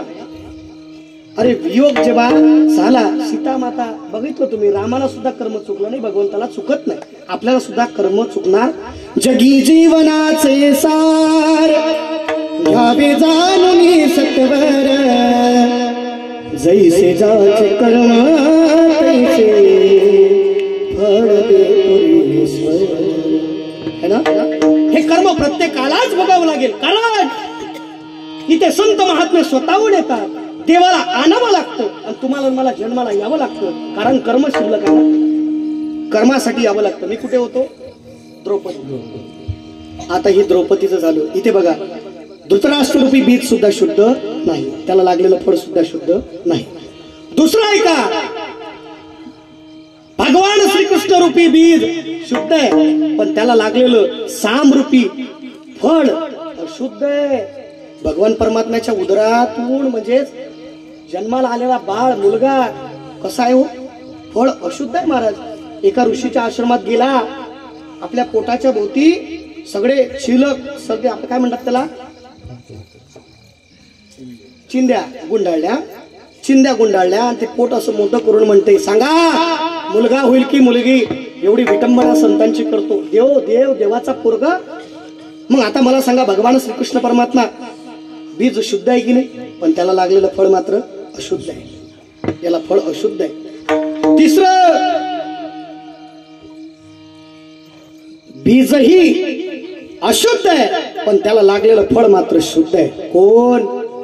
हिरण्यकश्यप रूपी बीज अशुद्ध आहे, पण त्याला लागलेलं भक्त प्रल्हाद रूपी फळ शुद्ध आहे. म्हणून तर म्हणतात ना, जर भक्त प्रल्हाद आला तो हिरण्यकश्यप काय म्हणायचा? आता तुम्ही काल कथेत ऐकलं ना, काय म्हणे तो? नारायण नारायण कोणी म्हणायचं? काय म्हणायचं? हिरण्यकश्यप नमो नमः, है ना? असंच म्हणायचं. पण ऐका, पण भक्त प्रल्हाद म्हणत नव्हते. भक्त प्रल्हाद काय म्हणायचे? नारायण नारायण श्रीमन्नारायण नारायण नारायण नारायण नारायण नावाचा जाप करायचे. मग मला सांगा, जिथं बीज अशुद्ध आहे त्याला लागलेलं फळ मात्र शुद्ध आहे. म्हणून परमार्थ रूपी सुरुवात जर करायची असेल तर तुम्हाला निष्ठेचं पहिलं बीज लावावं लागेल, त्याला फळ शुद्ध लागते. अभंगाचं पहिलं चरण.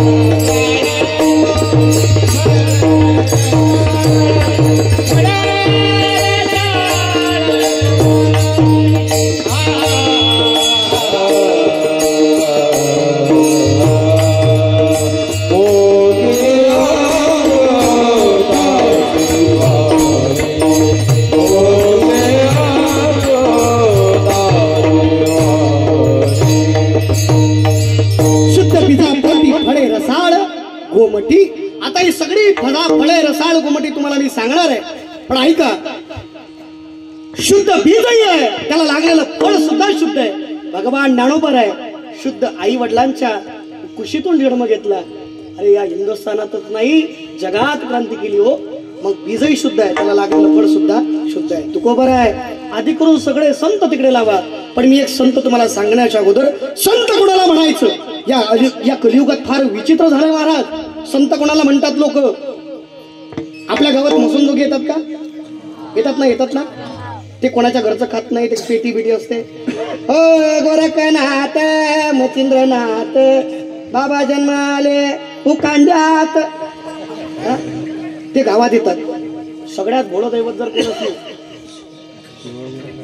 ते बरोबर रस्त्यातून जातात, बरोबर घर पाहतात, आणि त्या दारातून आले की ती बाई पाहत तो, माय मी कोणाच्या घरचं खात नाही, माय कोणाच्या घरचं पीत नाही, माय गाणगापुरावरून पंढरपूरला चाललो, माय तुळजाईला नमस्कार करणार आहे, माय पण तुझ्या चेहऱ्याकडे पाहिलं माय, आणि तुझ्या चेहऱ्याकडे पाहिलं असं वाटतं माय की या घरात तुझं काहीच चालत नाही, माय मी कोणाच्या घरचं खात नाही, माय कोणाच्या घरचं पीत नाही, माय दारात उभा राहतोय, माय तुला द्यायचं असेल तर दे, मी बाबा कोणाच्या घरी थांबत नाही, पण तुझ्या चेहऱ्यावरचं तेच पाहिलं, तुझं सगळी निराशा आहे. तुझी सासू तुझ्या म्हटलं ऐकत नाही, माय तुझी नणद तुझ्या म्हटलं ऐकत नाही, तुझा नवरा तुझ्या म्हटलं ऐकत नाही, माय बस म्हटला की बसत नाही, उठ म्हटला की उठत नाही.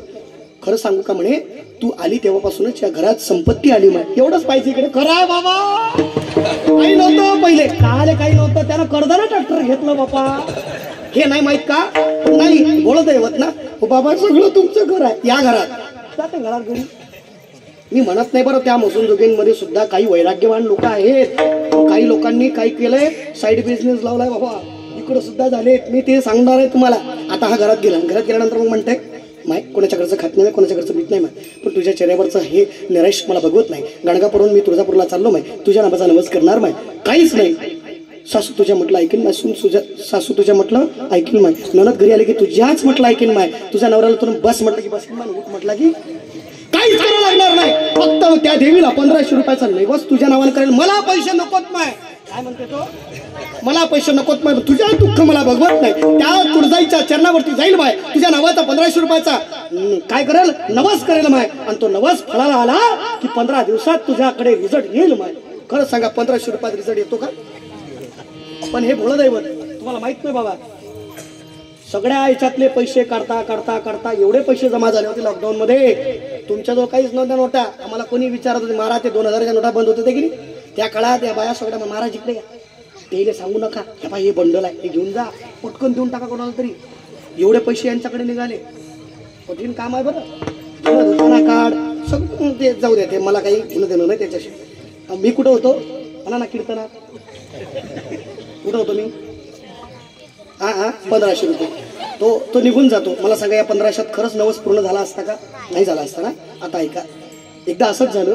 मी एकदा कीर्तनाला निघालो. मी संत कोणाला म्हणतात या कलियुगात जो चमत्कार दाखवतो, वरवरचा चमत्कार, फक्त अंगारा काहीतरी बाहेर येतो आणि मग हे करा ते करा. बाबा योग याग विधी येणे नो हे ज्ञानोबर आहे. उघड उघड बोलून गेले हो, तरी आम्हाला कान मंत्र पाहिजे. कशाला कान मंत्र पाहिजे तुला? कायला चुका घेतं त्याचा घेणं देणं? अरे हरिमुखे म्हणा, हरिमुखे म्हणा, पुण्याची गणना. अरे तुकोबारांनी सुद्धा सांगितलं रामकृष्णारी विठ्ठल केशवा एवढं तर खुल्लं आमचं पारकरी संप्रदाय आहे. पण नाही नाही नाही नाही, ते कान मंत्र पाहिजे. एकदा असंच झालं, कीर्तनाला निघालं. संत कोणाला म्हणतात या कलियुगात ते सांगतोय, घडलेली घटना खरी. संत कोणाला म्हणतात? एक बाबा मला रस्त्याने दिसले, भगवे कपडे घातले, लांब दाढी वाढवलेली, एक त्याचा शिष्य. आता कोणी दिसलं रोडवरती तर आपल्याला आपला माणूस आहे म्हणून आपण गाडीत घेतो ना. त्यांना म्हटलं बाबा बसा गाडीमध्ये. दोघेही जण गाडीमध्ये बसले. म्हटलं बाबा कुठले तुम्ही? म्हणे या गावचा. मी नाव काही तुम्हाला सांगत नाही. म्हणे बरं. म्हटलं बाबा मग आता कुठे निघालात? म्हणे या गावला चाललो, डोरप गावला. म्हटलं माझंही कीर्तन त्याच गावला आहे, चला म्हटलं सोबतच जाऊ. आता ते दोघंही माझ्यासोबत बोलायला लागले. म्हटलं बाबा कोणत्या पीठाचे तुम्ही पीठाधीश्वर आहात? महंत पदवी घेतली का? तो म्हणे महाराज तसं काहीच केलं नाही. म्हटलं हा. म्हणे तसं काहीच केलेलं नाही. म्हटलं मग तुम्ही साधू झाले कसे? थोडे काहीच नाही महाराज, कोरोना लागला, कोरोना. आणि या कोरोनात सेविंग चालत नव्हती, दाढी कटिंग काही लोक कोणाला विचारत नव्हते. लय लोक म्हणतात ना हा माझा तो माझा. कोरोनात झटका दाखवला देवानं.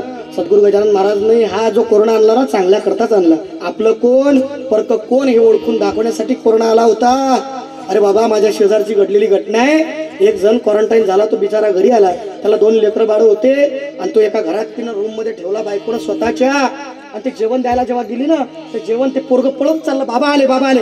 अरे हो पिंट्या होय माग, काय म्हणे ते होय माग, मरतो काय ना आम्हाला मारतो काय, त्याला कोरोना व्हायला आहे ना.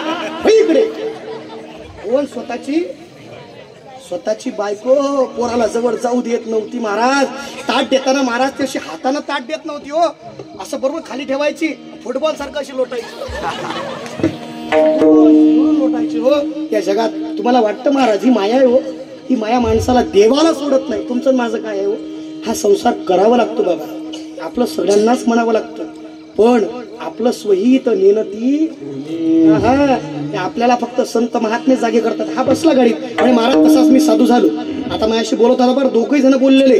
त्या गावात पोहोचलो. आता मला सांगा, मी एवढासा तुमच्या गावात आलो, प्रामाणिक बोलायचा, आणि तो माझ्यासोबत उतरला, वयस्कर, दाढी वाढलेली, लांब केस, त्याचा एक शिष्य.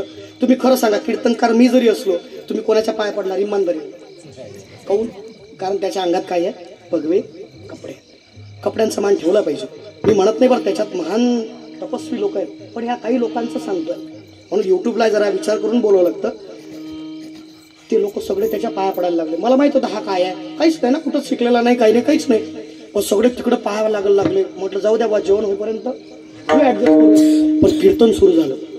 कीर्तन माझं आणि गादी त्याला, आणि तो अशी साईडला गादी, त्या गादीवर बाबा आणि त्याचा तो शिष्य मागून हवा घालायला. म्हटलं बेरो रे बाबा. बरं एवढ्या थांबावर आम्ही कीर्तन संपवलं. मग आता मला सांगा, जेव्हा कीर्तन चांगलं वाटतं लोकांना तेव्हा पाया पडायला आपल्याकडे परंपरा आहे, सगळीकडेच आहे. मग ही पाया पडायची परंपरा जेव्हा असते तेव्हा लोक पाया पडतात आणि कौतुक म्हणून, दक्षिणा म्हणून माय माऊली माझ्या हातात 10-20 रुपये देतात. केला इशारा दादा दादा दादा, जमलं. तर मग ते तसं झालं. पण ते पाया पडायला माझ्याकडे कोणीच नाही. कुठे चालले सगळे लोक? तिकडे पाया पडायला. म्हटलं मेलो गड्या, यांचं गाडीचं डिझेलही काढलं. मी त्याच्या शिष्याजवळ गेलो. म्हटलं गड्या हे काय लावलं तुम्ही? अरे म्हणलं तुम्ही घरच्या घरी साधू झाले. तो म्हणे महाराज मुकड्यान बसा तुम्ही. आणि यानं एक सूचना पहिलेच दिली होती गावात गेल्या, कोण? त्याच्या शिष्यानं, की महाराज मौनी बाबा आहेत. महाराजांनी 12 वर्ष झाले मौन धरलेलं आहे. महाराज कोणाशीच बोलत नाही, पण ज्याच्याकडे पाहतील ना त्याच्या घराची संपत्ती वाढल्याशिवाय राहत. 2 घंटे माझ्यासोबत गाडीत बोललं हे. पण आता सांगाव कोणाला? आपली झाकली मूठ 1.25 लाखाची. मी त्याच्याकडे म्हटलं का निदान डिझेल माय ते तर वापस दे. चला इकडे या तुम्ही कोपऱ्यात. म्हटलं गेलो बा. आणि महाराज तुमच्या लोकांचं काम नाही म्हणे हे धोत्रावाल्याचं. काय म्हणे तो? धोत्रावाल्याचं काम नाही, आमचंच काम आहे म्हणे, हे धंदा आहे म्हणे. मा चला हा टाईम नाही. म्हटलं गेलो गड्या, धंदा आहे म्हणे बा तू. म्हटलं सगळ्याच्या नादी लाग. मी ऐकलं बाबा तुम्हाला जर IBN लोकमत आहे का MCN आहे MCN पेक्षाही न्यूज जर तुम्हाला लवकर पोहोचवायचं असेल गावाला व्हॉट्सअप पेक्षाही तर फक्त ती न्यूज इकडे सांगा ते मावशी शेजारच्या मावशीला म्हणते तुम्हाला म्हणून सांगू राहिली दुसऱ्याला सांगू हे वाक्य ठरलेलं आहे तुम्हाला म्हणून सांगते दुसऱ्याला सांगू अमुक अमुकची अमुक अमुक ती शेजारची बाई त्या शेजाऱ्याला सांगली ते 5 मिनिटात तिला करमत नाही ना ते दुसऱ्या घरात आहेत तुम्हाला म्हणून सांगते शांताबाई दुसऱ्याला सांगू तुम्हाला म्हणून सांगते शेवंताबाई दुसऱ्याला सांगू अख्ख्या गावात पसरली बातमी पण शेवटची बाई एकच वाक्य पहिल्या बाईचं तेच वाक्य शेवटचं तुम्हाला म्हणून सांगते दुसऱ्याला सांगू नाही म्हटलं जमलं म्हटलं मावशी इकडे या मावशी आली म्हटलं काहीच नाही हे बाबा फार चमत्कारिक आहेत बरं म्हणे कसे काय महाराज म्हटलं माझ्यासोबत 2 तास बोलले ते आज मी जे काही कीर्तन कराय माझ्या घरी जे संपत्ती आहे याच्याहून पाय म्हणलं सगळंच आहे माझ्याकडे हे सगळं बाबामुळे झालंय म्हणलं म्हणजे कसं काय झालं म्हटलं काहीच करावं लागत नाही मावशी कानात सांगतो तुला सांगू नका तुम्ही गरीब दिसता म्हणून तुम्हाला सांगतो म्हणजे सांगा ना महाराज म्हटलं कान करा इकडे म्हटलं काहीच नाही बाबाची दाढी आहे फार लांब काहीच नाही तुमच्या नवऱ्याला फक्त एवढं सांगा पाया पडायचंच नाही डायरेक्ट जायचं मी तुम्हाला म्हणून सांगतो दुसऱ्याला सांगायचं नाही हा तुमच्या घरची संपत्ती वाढवायची असेल तर ते म्हणे बरं काहीच फक्त बाबाच्या दाढीचा केस तुमच्या नवऱ्याला फक्त असा पकडायला लावा आणि तो असा ओढायला लावा आणि तो तुमच्या तिजोरीत ठेवून द्या 10,000 असतील तिजोरीत तर 20,000 सकाळीच होता हा बोलत नव्हता ना म्हटलं थांबतो आता त्या मावशीनं ऐकलं बा खरं आहे का महाराज म्हटलं माझ्या घरात ते काय चालू मला कीर्तन करायचं कामच नाही सकाळी उठलो की 10 टाकतो 20 येतात तिकडून बरं तिनं ऐकलं तिनं पाहिला आपला नवरा कोण्या कोपऱ्यात आहे तिकडे काय करून राहिले लईनीत पडी चालली इकडे या आता ऐका लागतं बुवा ते कठीण काम आहे ते आता मार झालं म्हणून मला माहित आहे आता ते बोल काय म्हणतात काय लईन लावता म्हणे पाया पडायची ते काही करू नका मी सांगतो तेवढं करा म्हणे महाराज जोरदार 100 नाही 200 टाका फक्त धरा म्हणे पण असं ओढा म्हणे तो केस आणा म्हणे तिजोरी कारण ऐकलं बुवा आता ही बातमी सगळ्या गावात पसरलेली होती तुम्हाला म्हणून सांगते कोणाला सांगू ते लोक राहिले ते ना पायाने धरले डायरेक्ट बाबा जोड गेला एक पहिला गेला दुसरा गेला हा बोलला नाही त्रास होता का महाराजले पण महाराज बोलला मौनी आहे तो 3 4 5 6 7 8 9 झाले टाकतो मायवर वाचवा मी म्हणलं आता कसा बोलला वरी भगवा झाला नामे अंतरी वरस केला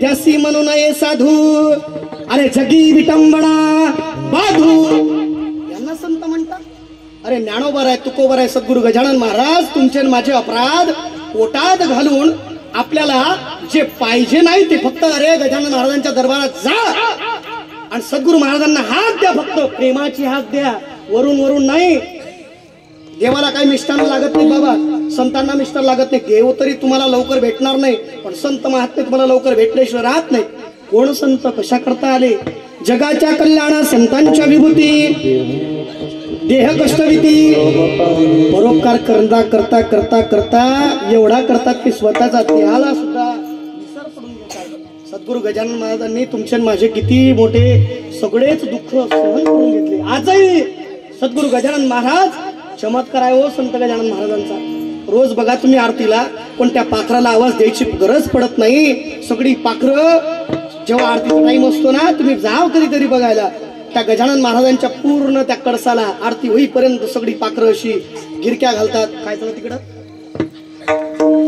तिकडे बघा थांबा कोणी नका बघू थांबा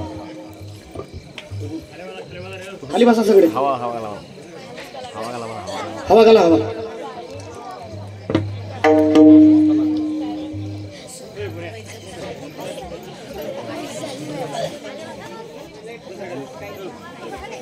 साधू जगे विटंबना बाधू ऐकताय तुम्ही सगळे इकडे ऐका आता सगळे हसायचं नाही चला बोलू नका. आता 5 मिनिटात सेवा समर्पित करतोय. आता जास्त वेळ नाही मला उद्याही कीर्तन आहे, परवाही आहे, 8-8 दिवस कीर्तन आहेत, त्याच्यामुळे माफी आहे. माझा वेळ संपलाय. आता 5 मिनिटं माझ्याकडे तुमचे उरलेत. 8:15 8:30ला सुरू झालं काहीतरी, 8:15 8:30ला 10:30 झाले ना बाबा. मग हां ते टायमावर पाहिजे महाराज. ते जास्त केलं की ते काय होतंय, जवळ जास्त जाऊ नये. त्याची किंमत थोडंसं सांगतोय का. संत कोणाला म्हणायचं. अरे बाबा आम्ही वैकुंठवासी आलो याची कारणाशी, बोलिले जे ऋषी साच भावे वर्ताया. अरे इथे येतात संत. आणि संत कोणाला म्हणावं. एका माणसाने मला म्हटलं म्हणे महाराज, मी म्हटलं गड्या संत कोणाला म्हणायचं. तो म्हणे महाराज काहीच नाही, भेटलं तर खाते, नाही भेटलं तर उपाशी राहते, याचं नाव संत. तो म्हण्या. नाही म्हटलं गड्या आमच्या इकडे याला कुत्र म्हणतात. भेटलं तर कुत्र खाते, नाही भेटलं तर उपाशी राहते.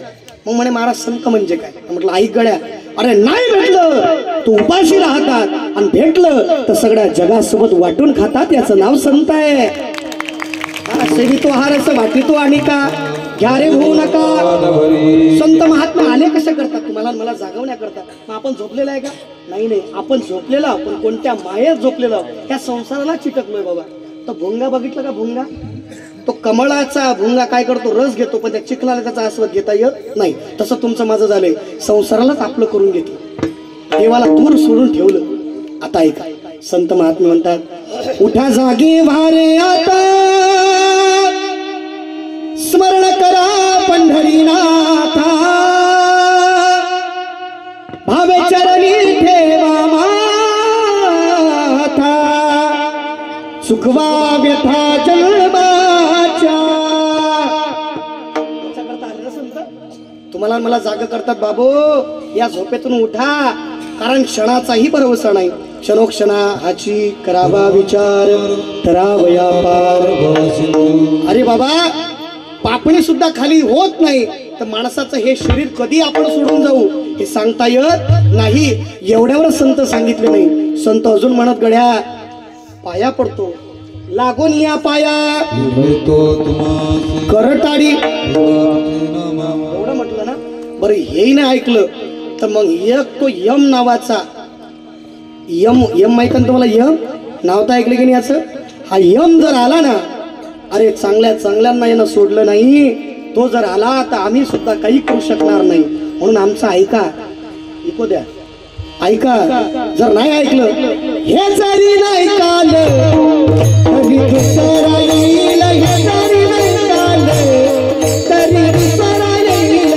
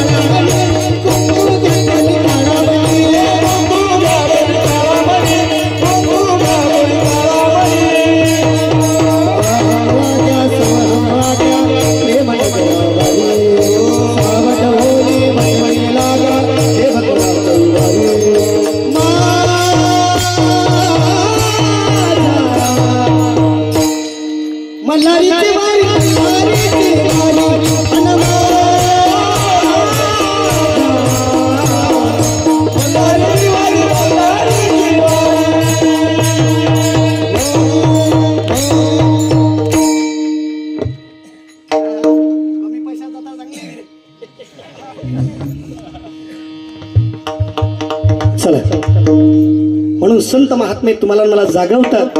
अरे बाबा आता नाही जागलात ना, हे जरी नाही काल तरी दुसरा येईल, हे जरी नाही काल तरी दुसरा येईल. सरते शेवटी बा काळ बांधून येईल, सरते शेवटी बा काळ बांधून येईल. एकाच्या हाताने आमची काय जाईल. मग पिंगळा महाद्वारी बोल बोली तो रेखा. याच्या करता संत महात्मे तुम्हाला मला जागवतात. आता ऐका, मुखी अमृताची वाणी कोण होतं ते शुद्ध विजयी होतं, त्याला फळही शुद्ध होतं एवढं सांगतो आणि कीर्तन रूपी सेवेला पूर्ण विराम देतो. विठाला विठाला.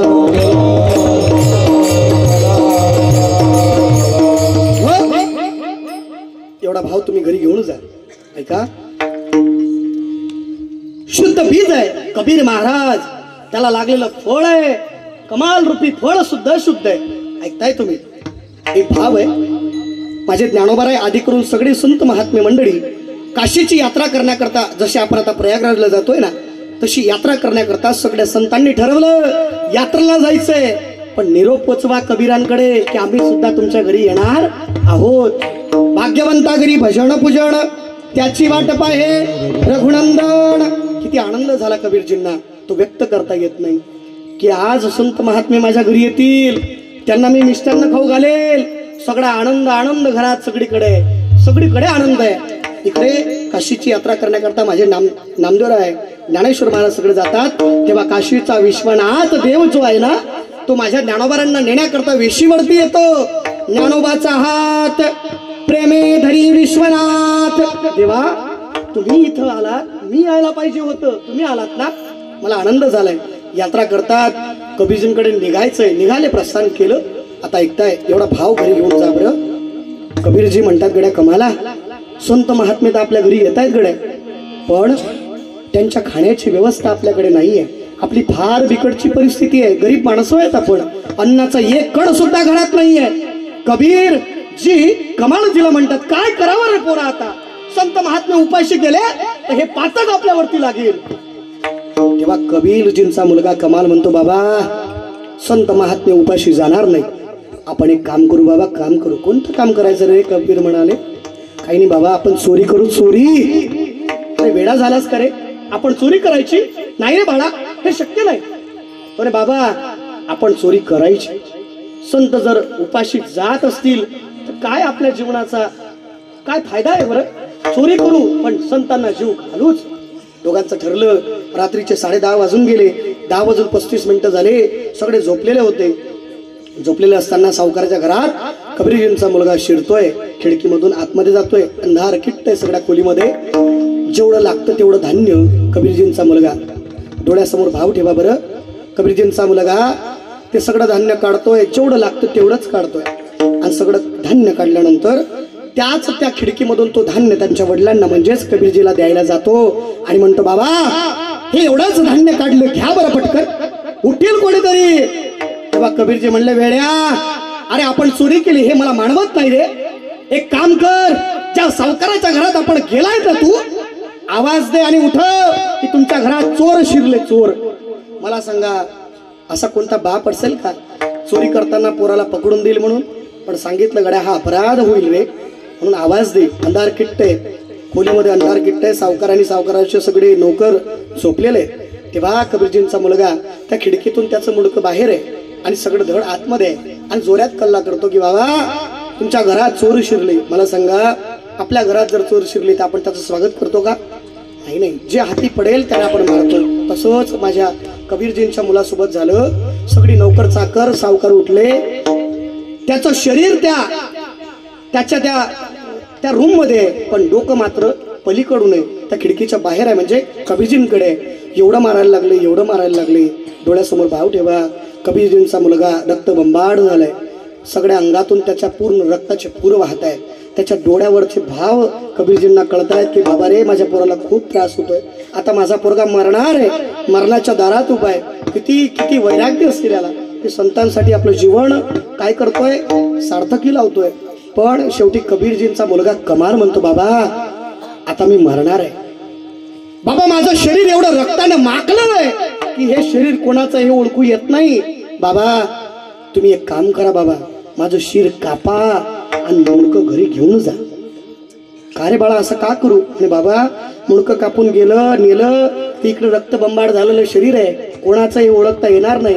आणि उद्या जर माझं तुम्ही शरीर कापलं नाही आणि जर कळालं की हा कमाल आहे, अरे हे तर संत म्हणून मिरवत होते आणि हे चोर निघाले, असं होईल. बाबा कापा माझं शिर. ऐकताय मंडळी?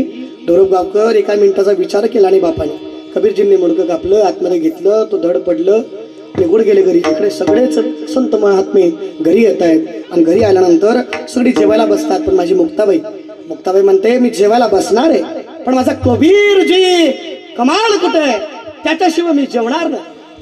सांगितलं कबीरजीने की आई तो बाहेर खेळायला गेलाय, तुम्ही जेवण करून घ्या. नाही, कमाल जोपर्यंत घरी येत नाही तोपर्यंत मी अन्नाचा एकही कण पोटामध्ये घालणार नाही. शेवटी न राहून दोन्ही नवरा बायकोनी डसा रोडायला सुरुवात केली आणि सांगितलं आई साहेब अशी अशी घटना झाली आणि माझ्या मुलाने सगळं. अरे बस एवढंच रे बाळा, अरे मेले माणूस जिथं उठवील ही ताकद संतांची आहे. आणि मुखी अमृताची वाणी, मुखामध्ये नामस्मरण सदैव ज्यांचं चालतं, देह देवाचे कारणही कमालजीनं लावला होता, पण देवानं तो परत दिला. ऐकताय तुम्ही? गुरोबा काकांचा मुलगा सुद्धा देवानं दिला. एवढी संतांची ताकद आहे. एकदा भजन करूया. विठोबा रखुमाई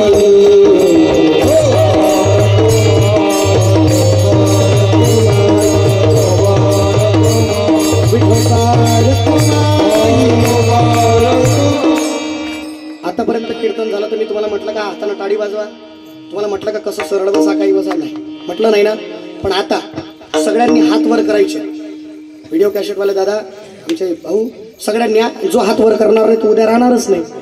हो आपले शब्द खरे होतात, म्हणून आताच हात वर करा. शेजारच्याला सांगा सगळ्यांनी हात वर करायचे. मी एक म्हणेल तेव्हा टाळी वाजवायचे. हा एक.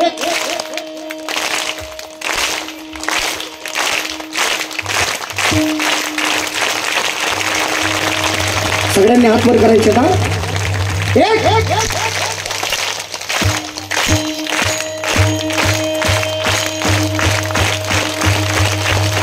हो विठ्ठल माझा माझा माझा माझा माझा विठ्ठल माझा मी विठ्ठलाचा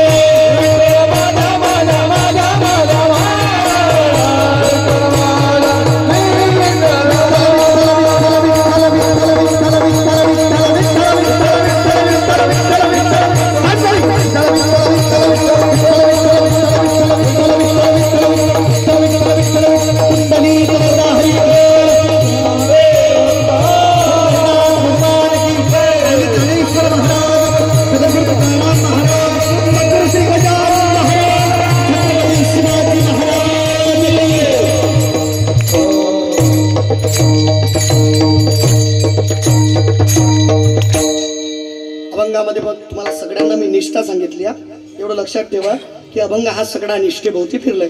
निष्ठा जर आपली परमार्थाची असेल तर आपलं फळ आपल्याला नक्कीच मिळणार आहे. म्हणून संतांचा सहवास, संतांच्या आश्रित राहावं माणसांनी, ज्यांच्या माध्यमातून मला इथे येण्याचा योग आहे. आमच्या हरिभक्तपरायण प्रशांतजी महाराज यांच्या चरणावरती माझी सेवा सुपूर्द करतोय.